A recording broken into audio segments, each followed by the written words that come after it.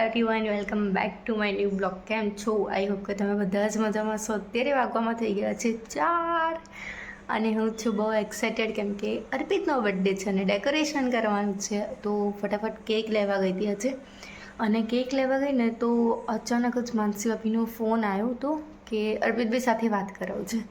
તો પછી અર્પિતની સાથે વાત કરાવી તો પછી મેં એમને કીધું ક્યાં છો? તો એમને કીધું હું ડભોડા છું. તો પછી મેં કીધું ઉભા રહો, હું મળવા આવું છું. તો હું એમને મળવા પણ જતી રહી અને કેક લેવા પણ જતી રહી. મતલબ મળવા તો નથી જવાની, બટ કેક લાવવાની હતી. તો પછી અમે લોકો મળ્યા ત્યાં, થોડી વાર ઊભા રહ્યા, પછી ઘરે આવી ગઈ. અત્યારે વાગવામાં 4 થઈ ગયા છે. ડેકોરેશન કરવાનું છે અને સાંજે કદાચ જવાનું થશે પાર્ટી પ્લોટ. તો ચલો, અર્પિત તો અત્યારે છે ને સૂઈ ગયા છે પાછા અને અમને કંઈ આઈડિયા બી નથી. એમને ખબર તો પડી ગઈ, મેં કીધું ને હું બહાર જઉં છું એમ. તો એમને એવું લાગ્યું કે આ ક્યાંક જતી હશે. પછી મેં એવું કીધું કે માનસી ભાભી આવ્યા છે એટલે, તો પણ એમને એવું ડાઉટ તો ગયું જ હશે કે આ કંઈક લેવા જાય છે એમ. પછી એમણે મને એવું કીધું કે કંઈ કરતી નહીં એમ. તો મેં કીધું ના, હું તો કરવાની જ છું, બટ એમને કંઈ આઈડિયા તો નથી. હવે છે ને ફટાફટી સૂઈ ગયા છે ને ત્યાં સુધી ડેકોરેશન કરી લઉં મસ્ત મસ્ત. અને તમને લોકોને બતાવું મેં ડેકોરેશન કેવું કર્યું છે. હજી કર્યું તો નથી બટ હવે સ્ટાર્ટ કરીશ. તો હવે ફટાફટ ડેકોરેશન કરી લઈએ. પછી સૂઈ ગયા છે તે જ્યારે પણ ઉઠે ત્યારે આપણે એમને ઉઠાડીશું, ઉપર લઈને આવીશું અને મસ્ત કેક બેક કટ કરીને એમની સાથે સેલિબ્રેટ કરીશું. અને સાંજે જ્યાં બી જઈશું ત્યાં તમારી સાથે શેર કરીશું. તો બન્યા રહેજો, સ્ટે ટ્યુન. અર્પિતની બર્થડે માટે કેક લેવા, બટ બહુ કન્ફ્યુઝ થઈ ગઈ હતી કઈ લઉં. એટલે પછી મેં આ ડિસાઈડ કરી દીધી કે આ વાળી લઈ લઉં કેમ કે ચોકલેટ ફ્લેવર અર્પિતને બહુ ભાવે છે. તો ચલો ફટાફટ. મજામાં અહીંયા આવ્યા છે માણસો અને મેં કીધું કે ચલો ઘરે જઈને કેક બેક કટ કરીએ. હું ડેકોરેશન બી નહીં કરું તમારા માટે. અમે તો ચલો. આ માણસ એવા છે ને કે અહીંયા બેસીને ટાઈમ પાસ કરે છે પણ ઘરે આવવાની ના પાડે છે. શું કહેશો તમે આમના વિશે? હે ઓય શું કહેશો આમના વિશે? બહુ બિઝી માણસ છે. 24 કલાક બિઝી જ હોય છે નહીં? અને આ માણસ જો લગર વગર કોઈ છે ગાવી નહીં. બહુ ગંદી લાગુ છે. હું આ શોપમાં અમે કેક લેવા આવ્યા હતા.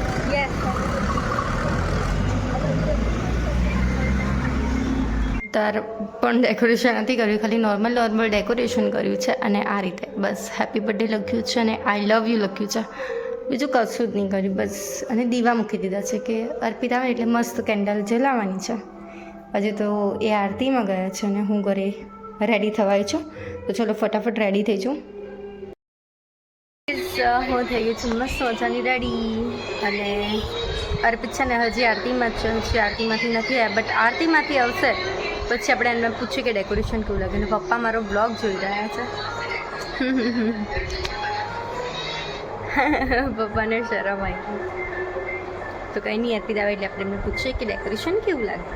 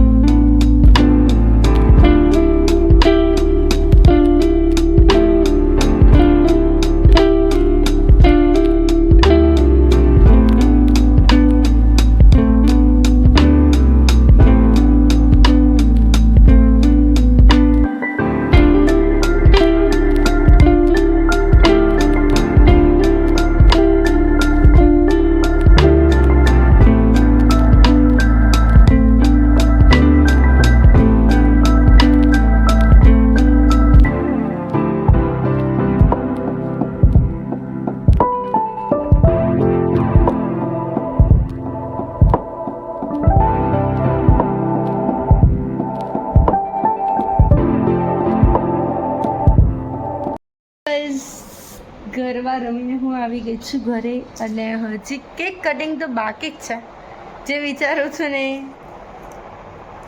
અને અર્પિતને તો ખબર પડી જ ગઈ હતી. મેં તો તમને લોકોને કીધું જ તું કે અર્પિતને ખબર પડી જ જશે. ખબર નહીં અર્પિત તમને ખબર પડી ગઈ હતી ને કે મેં આવું બધું કંઈક કર્યું હશે, હે ને?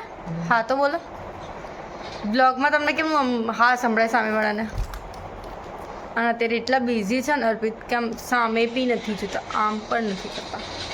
કંઈ નહીં, જવા દો. હમણાં ફટાફટ છે ને કેક કટ કરીશું હવે ફાઇનલી, કેમ કે હજી બહુ લેટ થઈ જશે. હવે છે ને ફાઇનલી કેક કટ કરી લઈશું તો તમને બધાને બતાવું કે અર્પિતને ડેકોરેશન કેવું લાગ્યું. હવે એને ખબર પડી જ ગઈ છે કે મેં ડેકોરેશન એવું કર્યું છે, એટલે એમની સામે જ હું કહી દઉં છું કે મેં ડેકોરેશન કર્યું છે. બટ કેવું કર્યું છે એ તો અમને ખબર જ નથી. તો ઉપર જશે જોશે એટલે એમના રિએક્શન જોઈએ કે કેવું કર્યું છે. તો ચલો ફટાફટ આપણે ઉપર જઈએ. અહીંયા મેં મસ્ત ડેકોરેશન કરી લીધું છે અને અહીંયા દીવા પણ મસ્ત મસ્ત મૂકી દીધા છે. ફુગ્ગા રેડી કરી દીધા છે. મમ્મીના પપ્પા બેસી ગયા છે રાહ જોઈને, નહીં મમ્મી? અર્પિતની રાહ જોઈને. હવે ફટાફટ અર્પિતને બોલાવીએ.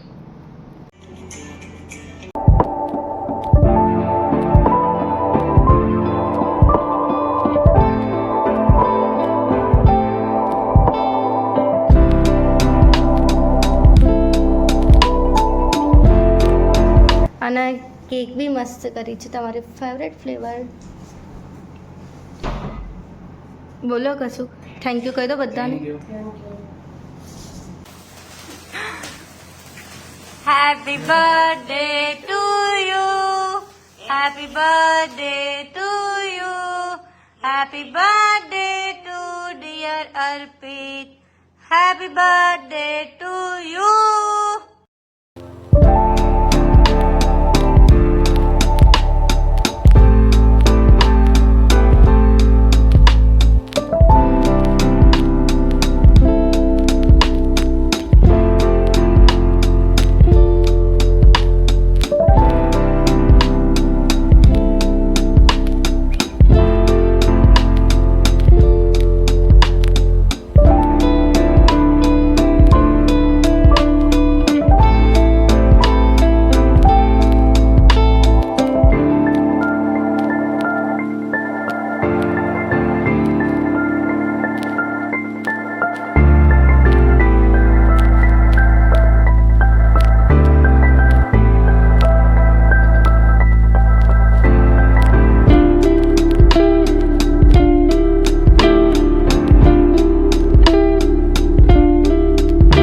વાગવામાં થઈ ગયું છે 1:30 અને બર્થડે મસ્ત રીતે સેલિબ્રેટ થઈ ગયું છે. અર્પિતને સારું લાગ્યું? સારું લાગ્યું?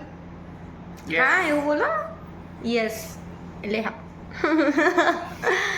તો ગાઈઝ અર્પિતને બહુ મજા આવી ગઈ, બટ એમને ખબર તો પડી જ ગઈ હતી એટલે મારો મૂડ થોડો ડાઉન થઈ ગયો હતો, કેમ કે એમને ખબર પડી ગઈ હતી. બટ એમને હું જે બી કરું ને એમને ખબર પડી જ જાય છે. તો બસ ગાઈઝ આજના વ્લોગમાં આટલું હતું. વ્લોગ સારો લાગે તો લાઈક કમેન્ટ અને શેર કરજો. ચેનલમાં નવા હોય તો જલ્દીથી જલ્દી સબસ્ક્રાઈબ કરી દો. મળી એક મસ્ત મજાની વ્લોગની સાથે. ત્યાં સુધી જય શ્રી કૃષ્ણ. હર હર મહાદેવ.